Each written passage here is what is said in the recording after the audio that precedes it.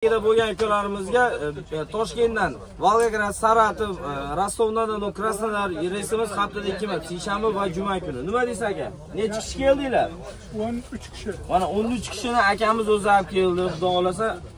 Kelganingizga afsuslanmayapsizmi aka? Hammasi O'zbekiston avtobusida ketyapti, xudo xolasa. Avtobuslar komfort. Yo'qmi? Qani 13 kishi kim? 13 kishi. Mana shu. Xo'pshimi? Akani gapi to'g'rimikan? O'zbekistondan minyapsizlarmi? Qo'yliqdan akalar. Nima deysizlar? Reklama qo'yaylik, tavsiya. Nima deysiz? Qaydansiz aka? Nima deysiz avtobusda? Yo'qmi?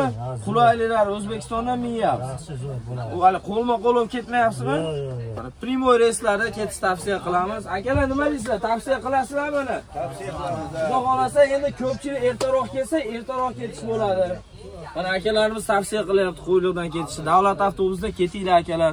Qo'lma-qo'l bo'lib ketmanglar. Bizning reyslarimiz faqat Qo'yliqdan yuradi va Qo'yliqdan davlat avtobuslari mavjud akalar. Telefon qilaverasizlar.